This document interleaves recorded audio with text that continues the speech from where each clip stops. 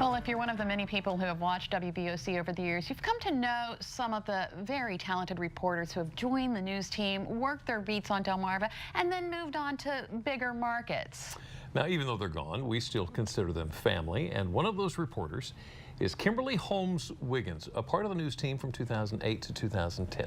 Now, she left Delmarva to pursue her journalism career, and along the way, she married the love of her life, Rashid Wiggins.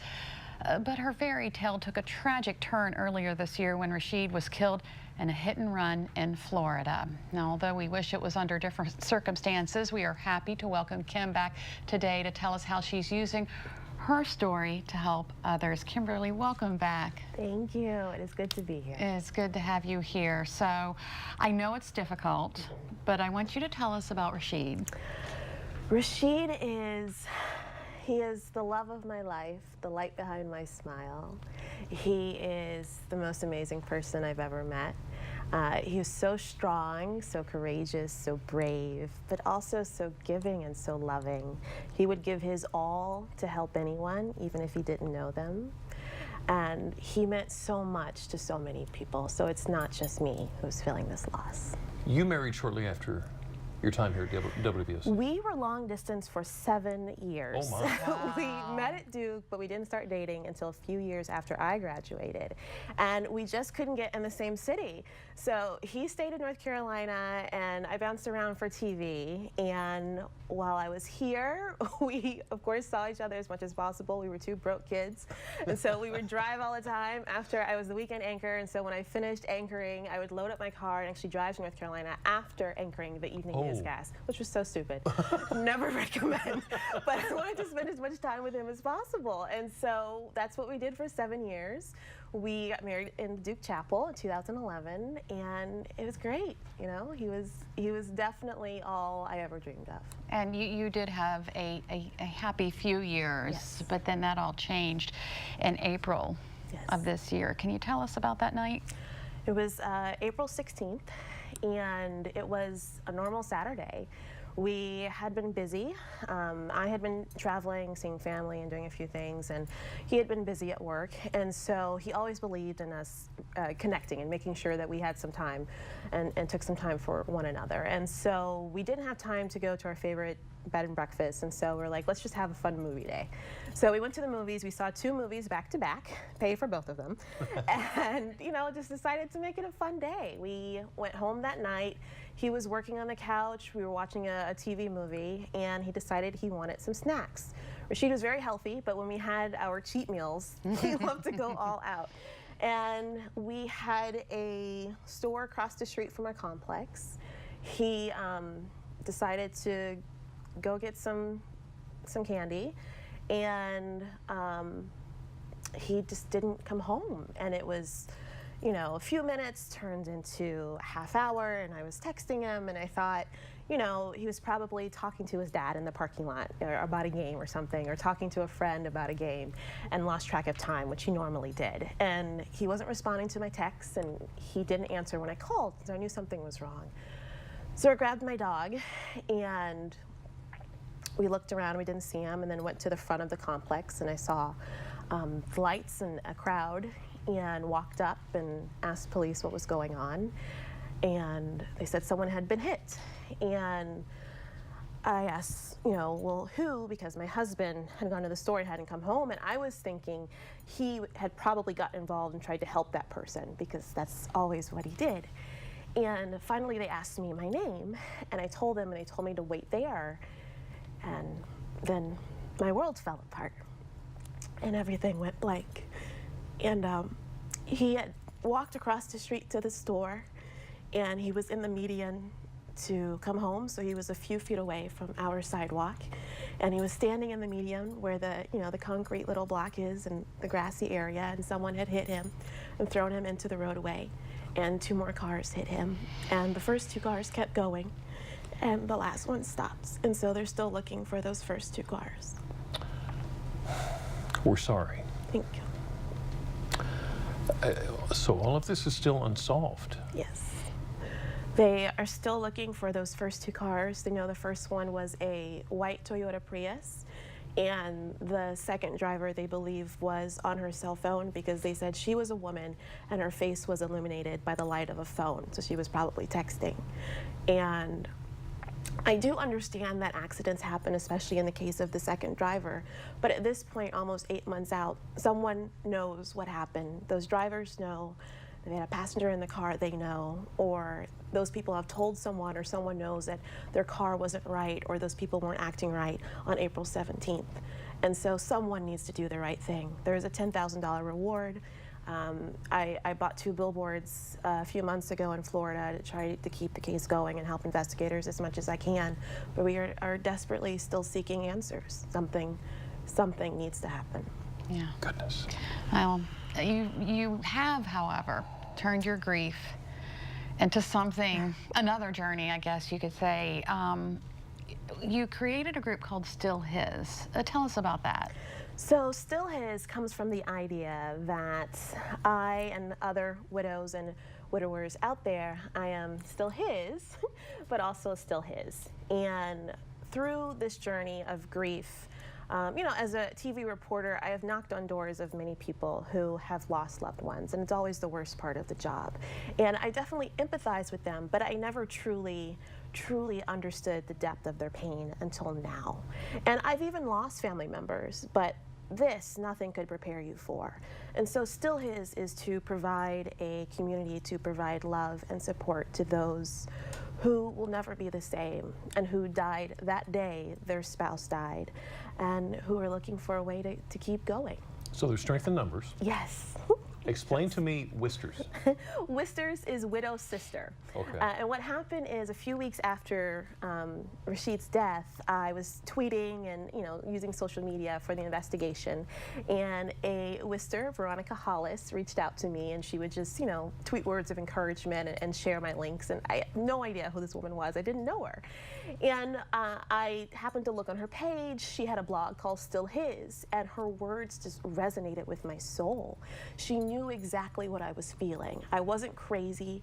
I wasn't alone. I have been blessed with an amazing support system of friends and family and colleagues and classmates, but still, you have no idea what it feels like to walk this walk unless you've walked this walk. And so her words just gave me hope when I had nothing. And a few months after we met on social media, I had this idea, and I know it's Rashid, and I know he's so laughing because he always, as much as he worked in the corporate world, he had his own business after college and was very entrepreneurial minded. And he always wanted me to try something, in that spirit, and I was like, no, leave me alone. And I had this idea. I reached out to her, and I was like, I know, Veronica, we have no idea who one another is, but what do you think about doing something more with Still His? Maybe putting it on a shirt, maybe trying to form a group. And we ended up talking, FaceTiming, and now we have Still His. We just launched a few days ago. That is wonderful, and you have apparel and everything. What do you hope people will take from your story? I hope people understand that this grief walk that many people are walking in this world is a lifelong thing. And I think before I was even in this journey, I was walking this walk, I didn't fully understand that.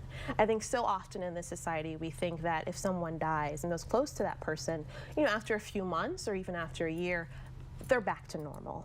They move on. And I know that with each day, I have gotten stronger. I have learned to still live even though I don't want to. And it's something that I will have to live with the rest of my life. I will always have this hole in my heart and my soul.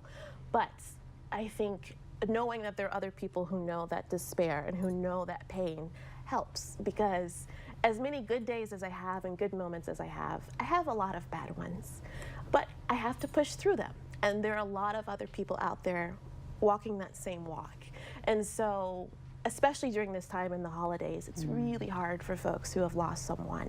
And so I hope that not only it can encourage those who are walking this walk, but for those who are their support system, for those who are the friend or the neighbor who can take the trash out, or who can bring over a meal, or literally just come over, give a hug, and sit down with some tissues and talk about that person.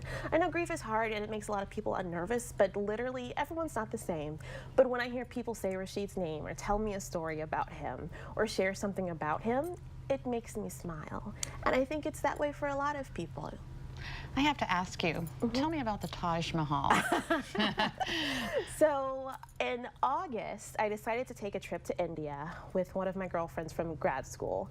And India was one of the places Rashid and I wanted to go to. And so I decided to just do it. And we went there, and there's actually a city there called Vrindavan, the city of widows, and thousands of widows have congregated there. There's a stigma around being a widow in many places around the world, but especially in India. And a lot of these widows have no place else to go. They're thrown out of their families. They have no other support system. They're really looked as outcasts. Wow. And they have gone to this city. They're there in, you know, the thousands, and a lot of them are begging, but recently there have been a number of groups who have stepped up to help them and to try to change the situation and to form different homes that they can go and live in. And so we went there, we visited the city, and it was amazing because, you know, we didn't speak the same language, and I had a translator there with us, but that language of pain and hurts, it translates.